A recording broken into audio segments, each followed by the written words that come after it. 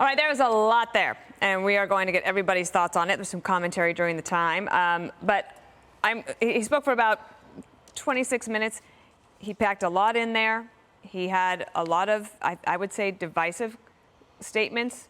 And then at the end said there's nothing we can't do if we don't do it together. So there's unity, I guess, at the end. So much to talk about. Jesse, you were the one who was silent during the thing, and now I'm dying to know what you're thinking. He's an angry man. He's a bitter man. He's humiliated by the Afghanistan situation. He's upset with the economic recovery where it should be, but it's not. So he's taking that anger out on the unvaxxed. He's targeting 80 million Americans who don't trust him, don't trust the media, for good reason. Country's been lied to for 3 decades. Why would you trust a politician or the media telling you anything? And instead of uniting the country against this pandemic and against China, because that's where it came from, he's trying to divide the country against itself for political exploitation. You know who people trust? They trust their doctor.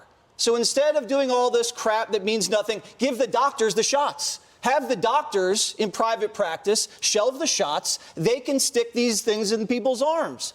You can get rid of all that other mistrust when you do that one thing. He's obviously poll-tested mandates, never said mandates. It's requirements now.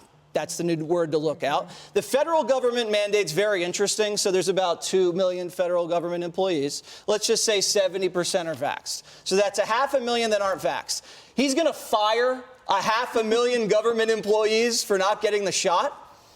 If he does that, he's the greatest bureaucratic reducer. I would call him a conservative. Yeah. I mean, he gets rid of 500,000 federal employees. Wow. Jobs get filled. Yeah, that would be a big deal. The other thing, if you have more than 100 workers at your company, you got to jump through all this red tape. They're going to fire people to get to 99. You don't do that during a labor shortage, and it's just going to create a lot of turmoil in the economy. He was also speaking to these vaccine extremists. You know, these people that have the 2 shots, they can't wait for their booster, they wear a body condom when they leave the house, still living like it's spring 2020 in deep quarantine, afraid to go to the grocery store. He's telling them, I'm on your side, right? It's these nasty, unvaxxed masses. These are the people that are hurting us. And then he says if the economy doesn't recover strongly enough, it's their fault. He's already set up an excuse that if this thing doesn't work out, it's their fault. He goes, we've done our part. Federal government, quote unquote. And then he lied and said governors are discouraging vaccinations. That's a bold-faced lie. Not a single governor has said that. And basically declared war on Abbott and DeSantis. So you guys better be ready. He's coming for you. This is his mission accomplished moment, cleanup. When he said we were free from this in July, now he's backpedaling. And if he gets away with this power grab, he's going to be bloodthirsty. Imagine what he thinks he'll get away with next. All right, great thoughts. I'm glad we came to you. Greg, one of the things he said is, he said many of us are frustrated with the 80 million who aren't vaccinated. True. I'm sure I don't think that that's they true. No, I'm just saying. I live with they've one. seen that. No, that's. I almost swore. Yeah. You do hear. I mean, you do hear that. No, you hear that from the media. You don't hear. Well, people they're interviewing. Please. What a unifier. Well, my question was this: is that speech going to persuade any of those? No, it doesn't persuade anybody. No. The great unifier is saying that all those are vaxxed are mad at those that aren't. So this is not true. It's all there to just gin up more animosity and cause division. Basically, he said the unvaxxed are the new terrorists. That's what he did. Like, he showed more anger towards that 80 million, this amorphous 80 million that he actually won't specify what constitutes the 80 million, which is kind of interesting. But he showed more anger towards them than the orderly and kind Taliban, right? The very business, like, he also lied. He lied so much. And he was, basically this whole thing was he was blowing his own horn because he blew it in Afghanistan.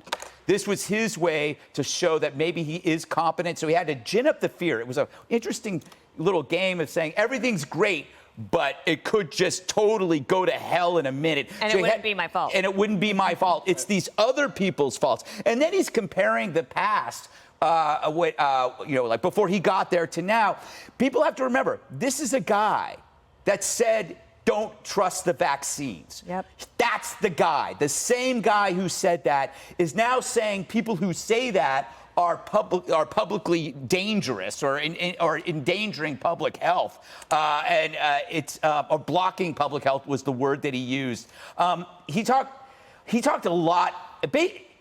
I think the thing that bugs me most about it is that he found an easy target.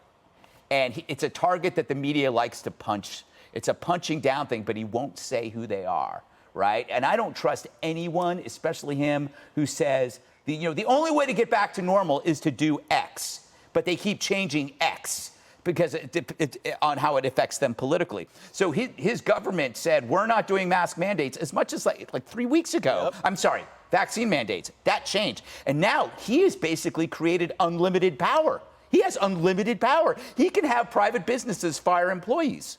That's Right. Well, unlimited. and Hey, Sean Hannity here. Hey, click here to subscribe to Fox News YouTube page and catch our hottest interviews and most compelling analysis. You will not get it anywhere else.